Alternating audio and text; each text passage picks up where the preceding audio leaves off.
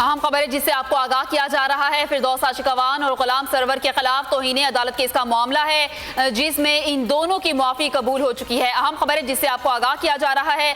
Islamabad high court ने ये फैसला सुना दिया और इन दोनों की जो मुआफ़ी की दरख्वास्तें थी उनको कबूल कर लिया और मुआफ़ी अब कबूल कर ली गई है। अहम खबर है जिसे बोल न्यूज़ अपने तमाम नाजरीन को आगाह कर रहा है। मज़ीद तफसीलात जानेंगे बोल न्यूज़ के नुमाइंदे शहजाद अली से। शहजाद अली बताएगा मुआफ़ी कबूल कर ली गई है, मज़ीद क्या तफसीलात हैं?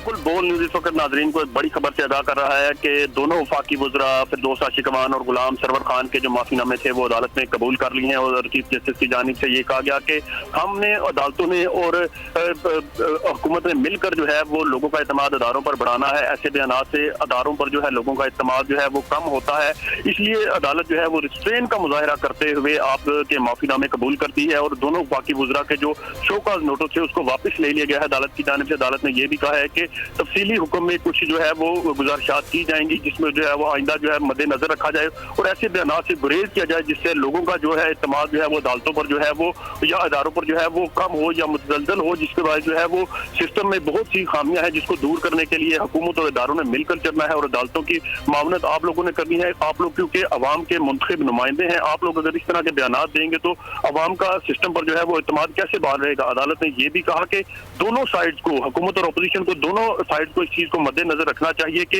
ऐसे बयानात ना दिए जाएं जिस पर जो है लोगों का जो है इत्तेमाद जो है वो सिस्टम पर जो है कमजोर हो। सियासी मकासद के लिए लोगों का इत्तेमाद खराब करना अच्छी बात नहीं। इस पर जो है अदालत ने गुलाम सरवर खान को इस बात को भी सराहते हुए ये भी कहा है कि गुलाम सरवर खान ने ये बात वाज़ेह की है अपने तहरीरी बयान में कि उनके जो है वो सियासी मुखालफत है जिसके बायस उन्होंने ये ऐसा बयान दिया नवाज शरीफ की बीमारी के हवाले से, तो अदालत इस चीज को सराहती है। लेकिन अपनी जो सियासी मुखालफतें हैं उनको जो है वो अदालत के जो प्रोसीडिंग्स हैं उनके जो है ना किया जाए ताकि मुतासिर ना हो ऐसी कार्रवाई। अदालत की कार्रवाई को मुतासिर करना जो है वो तौहीन अदालत के जुमरे में आता है, लेकिन आप लोग मुंतखब नुमाइंदे हैं और अवाम में आपको लोगों पर एतमाद किया है, इसलिए अदालत जो है वो आप लोगों के माफीनामे कबूल करती है। अदालत ने रिस्ट्रेन का मुजाहरा करते हुए दोनों वफाकी वज़रा के जो तौहीन अदालत के शोकाज नोटिस थे उसको वापस ले लिया। जी ठीक है शहजाद अली, ये बताइएगा कि इस कार्रवाई के दौरान क्या कोई दीगर वजीर भी उनके हमरा था, और ये भी बताइएगा कि गुलाम सरवर खान की जानिब से ये कहा गया कि सियासी मुखालफत में उन्होंने ये बयान दिया था नवाज शरीफ की सेहत की रिपोर्ट के हवाले से, तो क्या गुलाम सरवर खान ने सियासी मुखालफत में कोई नाम भी बताए?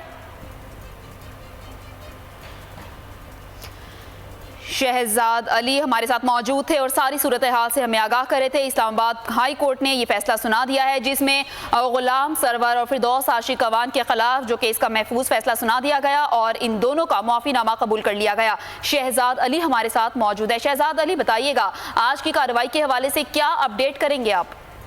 जी बिल्कुल, वफाकी वजीर जो थे गुलाम सरवर खान और फिरदौस आशिकवान अब से थोड़ी देर पहले यहाँ पर पहुंचे थे।